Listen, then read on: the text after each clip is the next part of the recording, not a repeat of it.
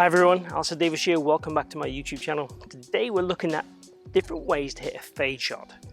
So a fade shot is a shot that moves left to right in the air and ideally finishes on target. So let's be a bit generous and say on the green. But reality is we're looking for it to finish on target. So I'm going to talk you through 3 ways in which to play a fade. It's a viewer request, but I am going to finish or make sure I clarify the way I'd like you to play a fade also. Please bear in mind, if you have a bias to your golf swing, you might struggle to do this. If you have a hook or draw bias, then you'll struggle to hit a fade. Now I have a slight draw bias, so me when I try to hit a fade, I hit a lot of straighter shots. So I have to work what I feel is particularly hard to make the ball move left to right. With an iron anyway, with the driver, not so much. So if you are a new viewer, please consider following. I post 3 videos a week on a variety of subjects, all designed to lower your scores and help you improve your golf. Keep watching to learn how.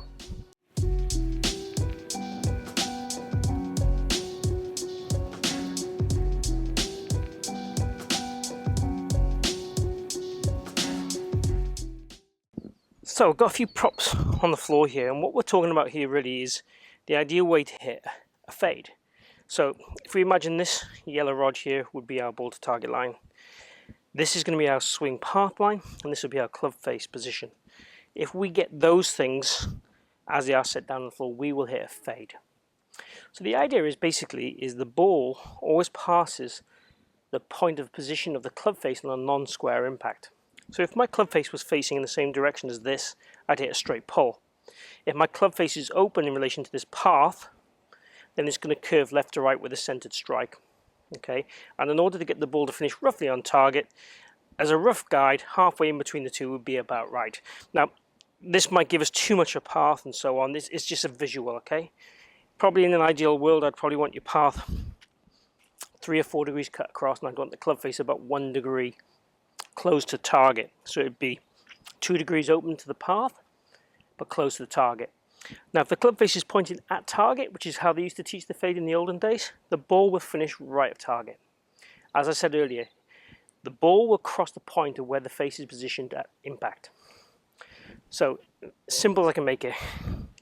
If I'm cutting across the ball, the face is open, the ball will finish further right where that's positioned with a centered strike. So if this is pointed at target or right to target, the ball will finish right to target, okay, which is not necessarily what we want. What I like my good players to do when hitting fades is never cross the target line. So if it finishes left to target, that is a good result. If it finishes on target, sweet. But anything left to target is good. So we try and take the right side of the course out play when we try and play a deliberate fade. So let's do my preferred method first. Let's take these out of the way for a second. So my preferred method would be to set up left to target at a point roughly where you want the ball roughly to start. It won't start there, it'll start near the face. But let's, for example, imagine if we had a green in front of us here in the flag, left edge of the green. So I set up open, left edge of the green. Then I just want to rotate the club head a few degrees to the right so it's open to my alignment, my body alignment. Then take my grip. So my grip is now on a different location on the handle than it would be normal. It's in a weaker position relevant to the club face, but in a neutral position relevant to my body. That essentially is going to return that club face open to a path that is determined by my body alignment going left. So if I have a neutral swing, that is what will happen. I will have a path that goes left in the club face that will open up.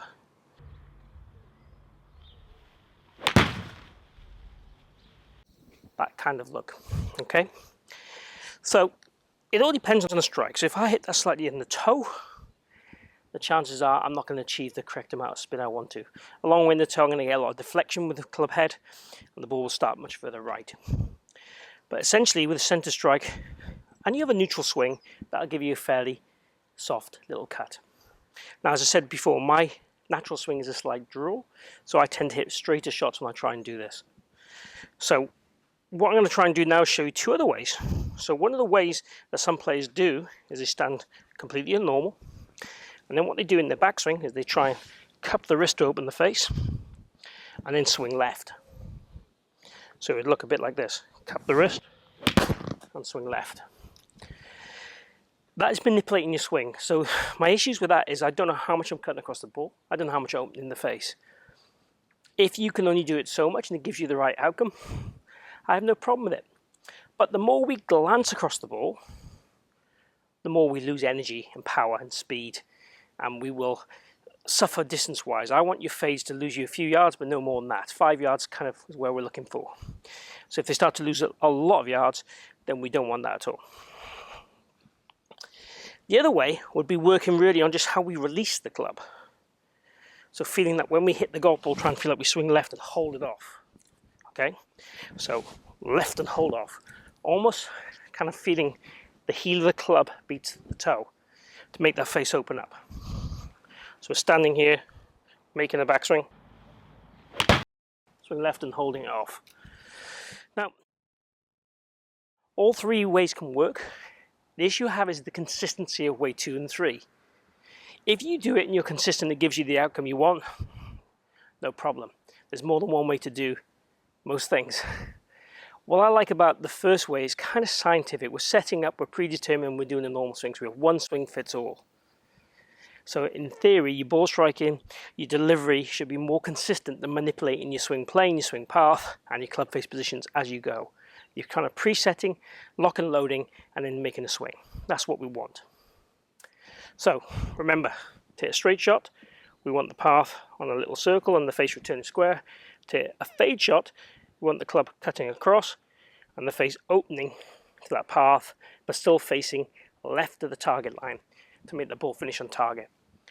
And as long as we hit the ball at the center, we will get decent outcomes. We will get little cutter shots. Again, the equipment being set with the right angle helps as well. You'll see from my TrackMan data there, I cut across the ball 5 degrees. The face was slightly close to target, not probably enough, but the ball had a tiny bit of fade. It finished just right at target, which is why the face needed to be a bit more closed. But from the curvature point of view, I'd probably say I hit it ever so slightly in the toe, so it reduced the curvature. But we're talking fractions, not a lot, but I'd like to see that more in the center with the same kind of numbers, slightly more close face to give you perfectly on target, but it'd still be on green and a nice shot and a cut.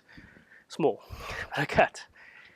So I hope you've enjoyed today's take on hitting the fade shot. If you have, please click like and share the video. Also, if you haven't subscribed already, please do so. Hit my logo down this bottom corner and join me on my journey. Also, check out my free video series on my website, alistairdaviesgolf.com/series, and there's a free video series there on ball striking. So check that out. So I hope to see you again soon, and make sure you stay safe.